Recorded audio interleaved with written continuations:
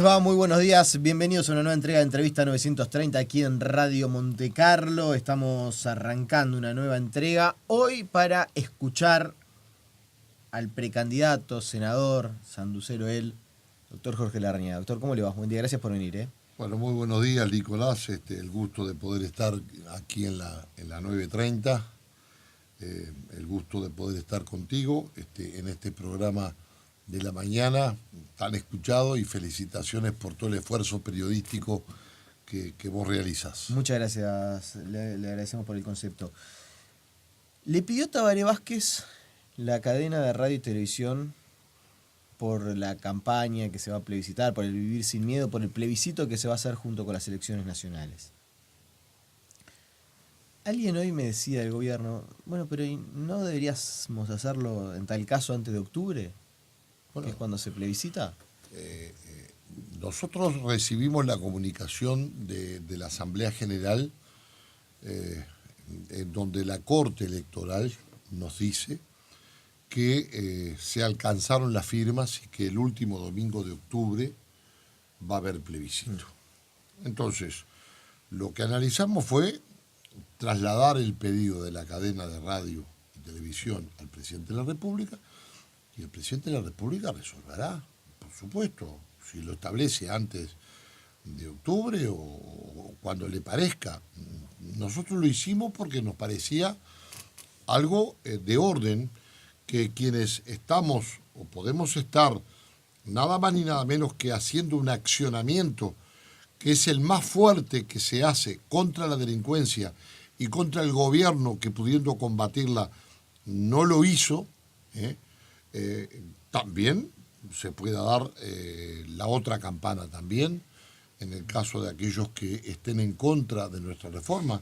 Y eso será un momento que va a determinar el Poder Ejecutivo, pero me parece que es inevitable que el presidente resuelva en algún momento antes de octubre, o cuando le parezca conveniente, echar mano a un instrumento que no le pertenece a él, sino que le pertenece a todos los uruguayos, como es la cadena de radio y televisión.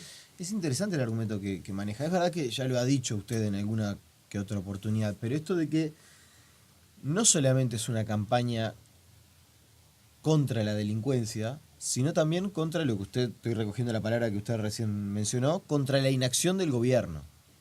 Absolutamente, porque además, si te fijas en los últimos acontecimientos, hay una confesión irrefutable del ministro Bonomi del Poder Ejecutivo cuando le entrega la conducción de la seguridad intracarcelaria y perimetral a la republicana. Es decir, está confesando de que no pueden con la delincuencia dentro de la cárcel. Paralelamente, trasladan un destacamento para el este, por la situación que se vive en Maldonado, San Carlos.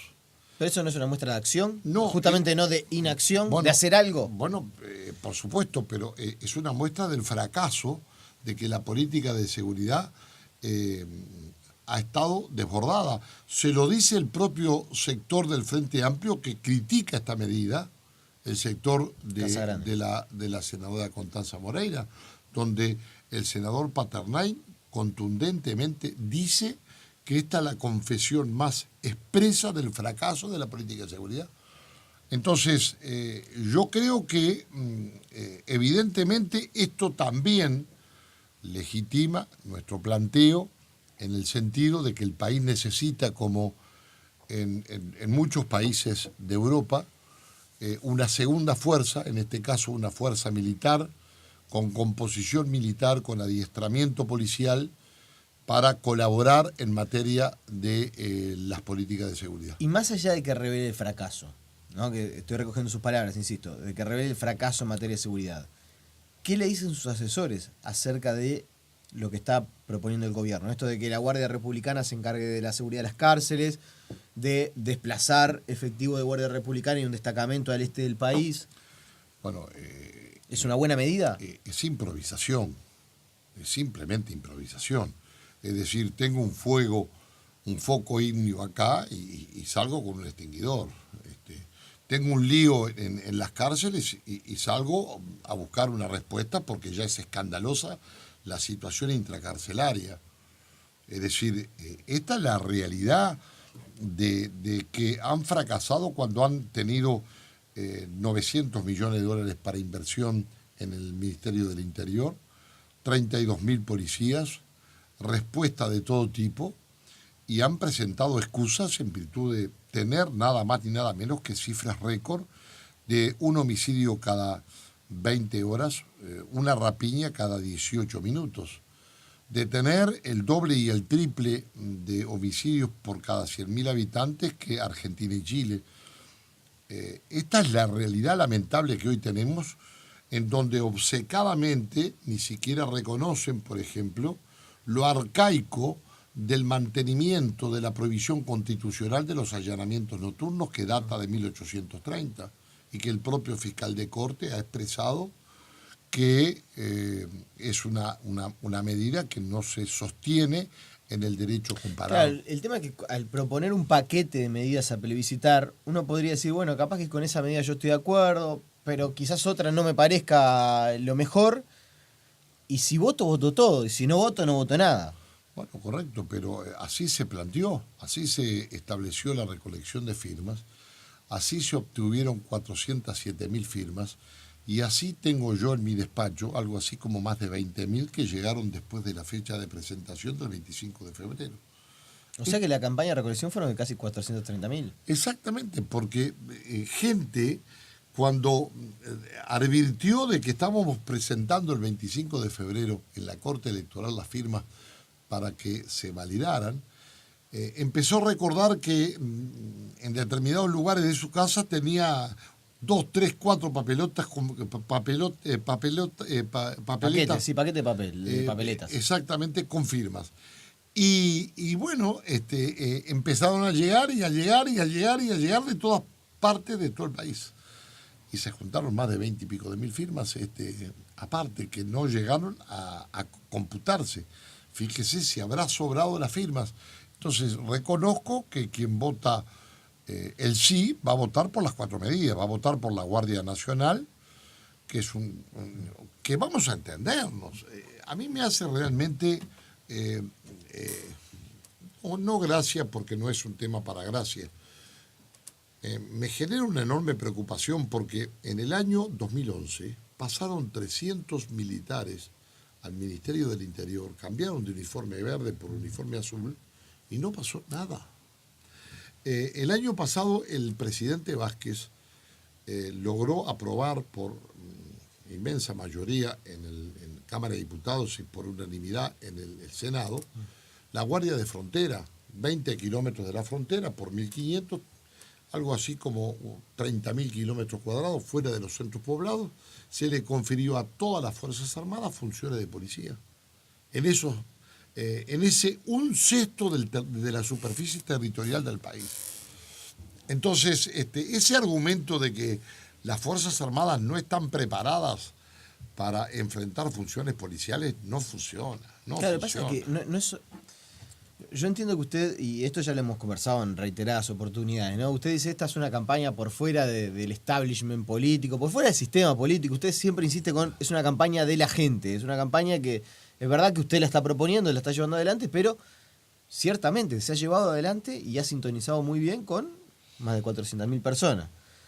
Ahora, también uno puede decir, cuando nadie del sistema político, hablo de los cabezas de lista, cuando el ex comandante en jefe del ejército Guido Manini Río dice que le parece que no es el camino, no sé, no le lleva a la reflexión de decir, si el ex comandante en jefe del ejército entiende que no. No, porque yo creo que está hablando desde una función en la cual él no quiere ponerse en un papel detrás del cual no quiere ocupar. Y yo creo que está equivocado porque es una suerte de discriminación que un civil con 6 meses de adiestramiento pueda tener un uniforme policial y una pistola en la cintura, y un policía que tiene años de entrenamiento de disciplina, entrenamiento físico, entrenamiento con armas, si recibe adiestramiento policial no puede ser policía. ¿Sí? pensable ese argumento. Entonces, Claro, pero pasa yo que- lo que creo que más allá de las compañías políticas que tenga este proyecto, a mí me parece trascendente que la gente pueda ser legisladora nada más ni nada menos que en una reforma constitucional y pueda generar un sacudón a un sistema político timorato, conservador, que lamentablemente no apela a cambios de esta magnitud, que son sacudones fuertes para que vamos a entendernos. No digo que sea el desideratum de todas las medidas, que son necesarias otras políticas de rehabilitación, políticas sociales, políticas de educación. Estamos totalmente de acuerdo, pero nadie podrá discutir de que el cumplimiento efectivo de las penas es una reforma al Código de Procedimiento Penal, que la pena de reclusión permanente revisable para determinados delitos horrendos es también una imposición de una pena que está en muchas partes de Europa y también en Chile y Argentina, que los allanamientos nocturnos es fundamental para enfrentar el flagelo de la droga, porque hoy las pastabases están metidas en casas de familia en donde obviamente utilizan un colchón para decir que es un hogar y que la Guardia Militar no puede ser un instrumento importante cuando la Republicana tiene 1.500 efectivos y aquí proyectamos una Guardia de 2.000. ¿Y no se pisa con la republicana? Yo creo que no se pisa porque en muchas partes de Europa, si usted entra a las redes, ve las fotos en donde hay policía provincial, policía militar y policía dependiente del Ministerio del Interior. Hay 3 conceptos de guardia y no pasa nada. Aquí van a haber 2 fuerzas, el Ministerio del Interior, que estará la Policía Común y la Guardia Republicana, y estará también la Guardia Nacional dependiente del Ministerio de Defensa Nacional. ¿Quién coordina? Coordina el Poder Ejecutivo del Presidente de la República. A mí me parece que es un instrumento realmente muy potente como para hacer determinados operativos que además ya se está reconociendo. Esta medida de Bonomi de trasladar la republicana, algunos efectivos, al este del país, se está reconociendo que las fuerzas policiales en un departamento como Maldonado, básicamente Maldonado-San Carlos, la ciudad de Maldonado, Punta del Este, San Carlos, no está pudiendo con las situaciones que están pasando en función de la guerra entre el narcotráfico. Y esto es una realidad que no se puede discutir. Entonces, a mí me parece tremendamente útil que el país pueda utilizar recursos humanos que solamente le pueden costar una diferencia de lo que hoy ganan por retribución en el Ministerio de Defensa a la retribución que ganarían como si ejercieran funciones policiales. Y no utilizar esos recursos lo que mucha humanos. gente dice y lo argumenta como un tema de por qué no apoyar, más allá de si está de acuerdo o no con el camino, es que quede la Constitución. Que quede en la Constitución deja encorsetada la posibilidad de instrumentarla. Esto que usted en alguna entrevista ha mencionado de, bueno, si después en algún momento se soluciona la situación, volvemos para atrás. No se va a volver para atrás porque después de que está. Nicolás, esta reforma constitucional es una reforma constitucional flexible. La propia reforma establece que el Parlamento, con un quórum especial, puede hasta modificar o suprimir la medida. Es decir, no necesitamos una futura reforma constitucional para desandar el camino de las reformas que se aprueban. Claro, pero justamente lo que dicen es que después que empieza a recorrer el camino, volver para atrás es imposible. Bueno, pero- y porque a esos 2.000 militares no le va a sacar de nuevo para volver al Bueno, Ministerio de Defensa. ¿y por qué si vamos a volver para atrás si sirven?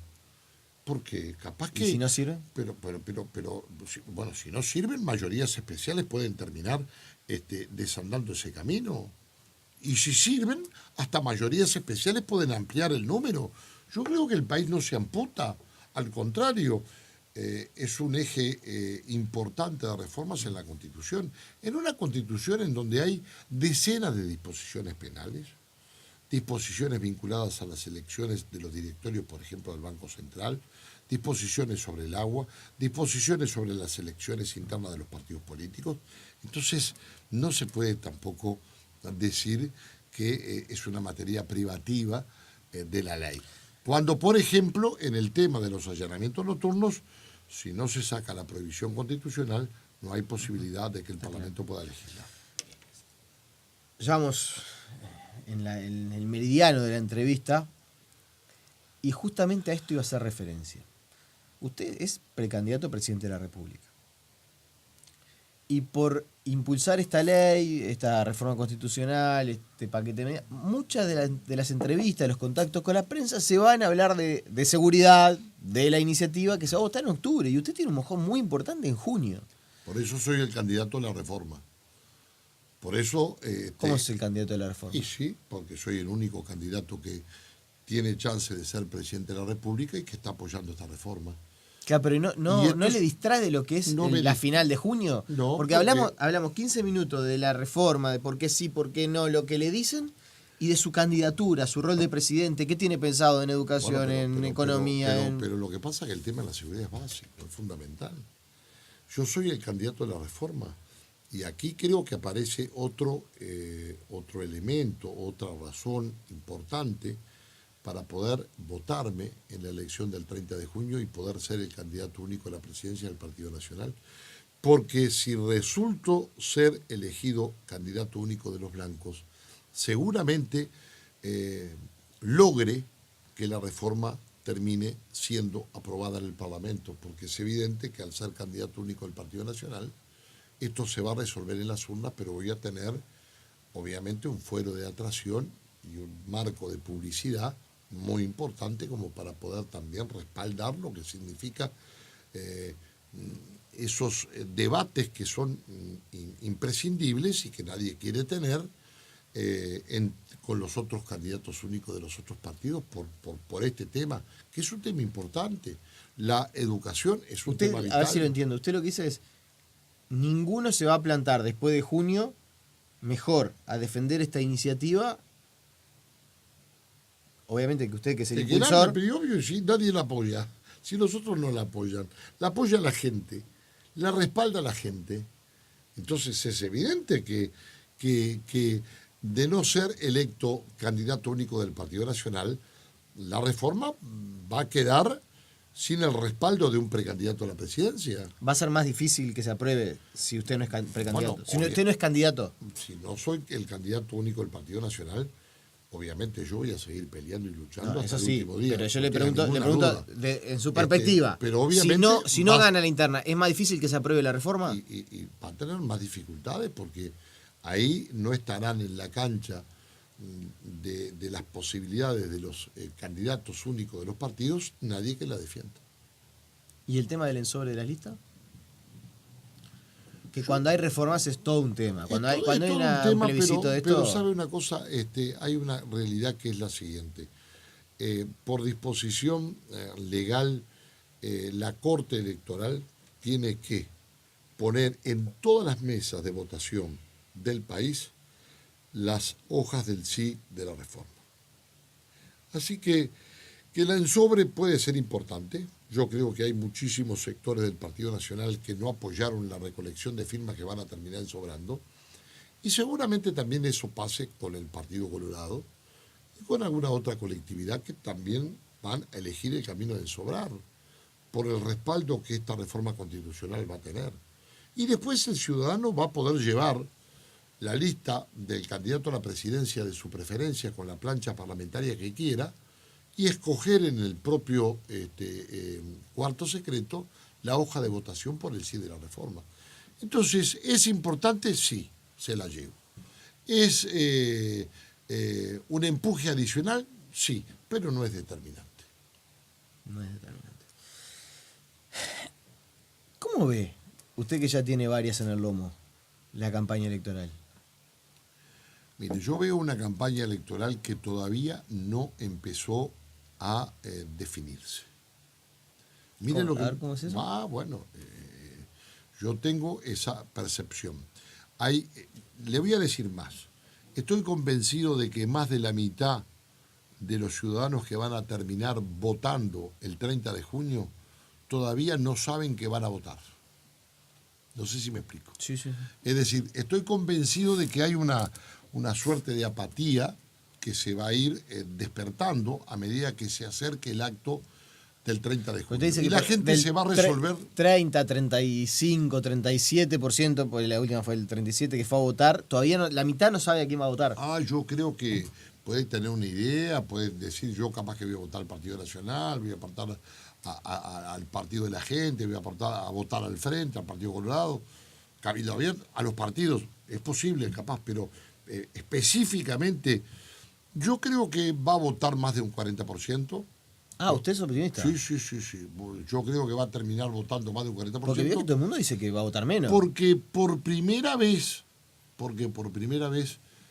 usted que es un periodista joven, pero inteligente, informado, hay un fuero de atracción adicional. Y es que hay 3 elecciones con competencia. La elección del Frente, la elección del Partido Nacional y la elección del Partido Colorado.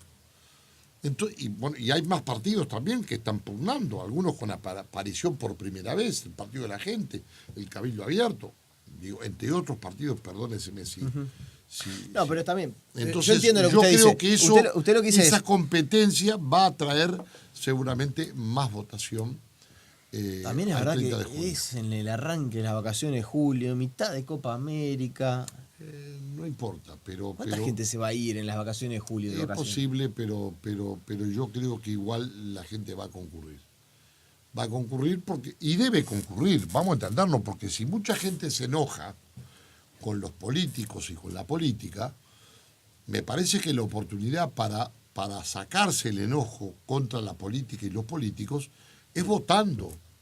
Porque salvo que venga una dictadura, no hay otra forma de cambiar una democracia que no sea con el voto de la gente. Y eso me parece que es determinante. Estas elecciones tienen una contra que es increíble, y es que sean voluntarias, tendrían que ser ya lo ha obligatorias. dicho hasta el hartazgo de tendrían que ser obligatorias porque se está decidiendo Lo que pasa que la suerte del país. Qué de tema un que les país. complica a los políticos también, ¿no? Abordar las... Vamos a decir la verdad. Por ejemplo, después de que un partido político gana las mayorías parlamentarias, ¿tiene sentido que haya segunda vuelta? Fuera de micrófono, casi todo el sistema político dice la verdad. Después llegamos con los bofes a la segunda vuelta. Pero yo la llevo, yo no pero la discuto. digo que es un tema difícil porque nunca nunca se han puesto de acuerdo a sentarse a negociarlo, a decir, bueno, vamos a reformar esto porque la verdad... Lo que pasa es que no es fácil tampoco ponerse de acuerdo en una reforma, porque no solamente podemos estar de acuerdo en ese punto, no solamente podemos estar de acuerdo en la circunstancia de que sea obligatoria la elección interna, sino que siempre el problema es que alguien quiere meterle algo más al menú. Y entonces ahí es cuando se complica todo. Y ahí es cuando se desata el nudo que se arma.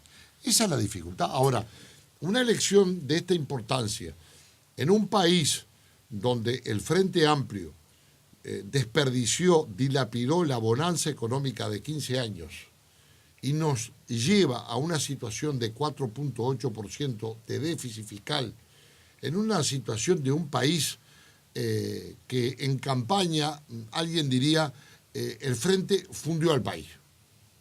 ¿Ah? Y es una realidad, porque con toda la bonanza que se ha tenido, con los pésimos negocios de la administración pública y de las empresas públicas, terminamos con... el agua al cuello, con un déficit fiscal de 2.800 millones de dólares. Ahora está bien, senador. Cada vez que conversamos hemos hablado del tema del problema en el déficit fiscal, la inseguridad. Usted ha hablado mucho de la educación.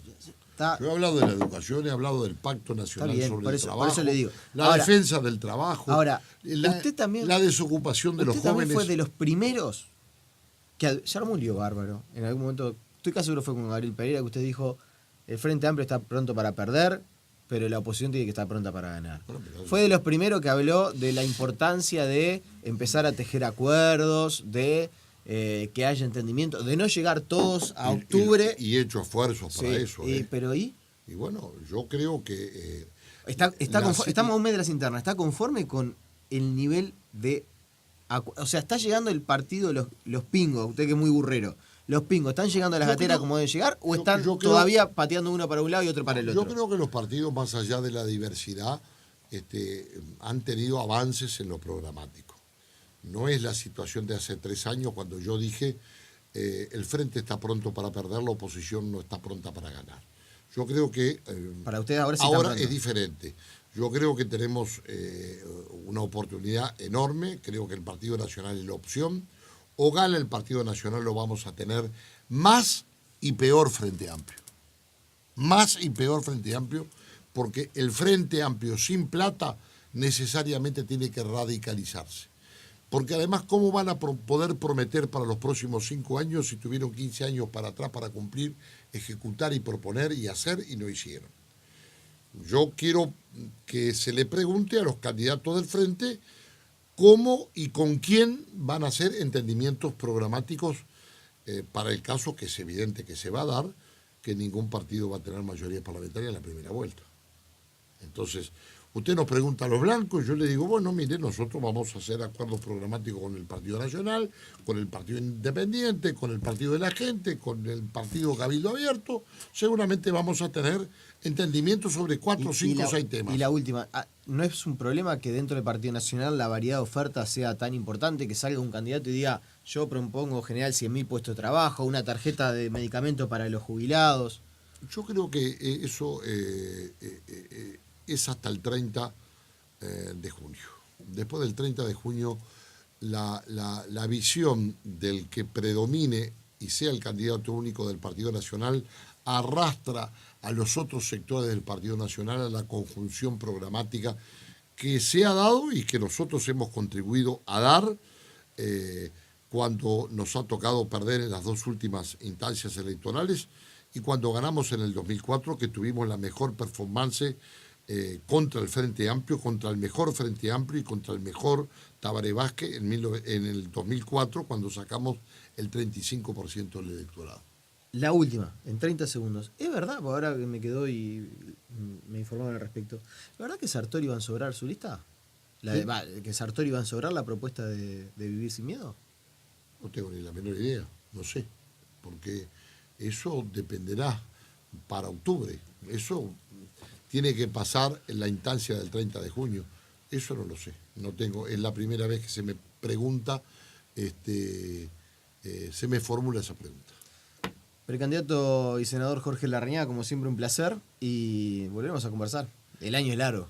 Muchas gracias, Nicolás, felicitaciones por el programa, buen día a toda la gente y muchas gracias a 930 AM Monte Carlo en este programa tan escuchado y un saludo a toda la audiencia, a todo el país, porque me consta que de todo el país también la gente los escucha. Muchas gracias. Le agradecemos por su presencia y con usted nos reencontramos mañana 8:30 en la nueva entrevista 930. Que pasen bien, chau, chau.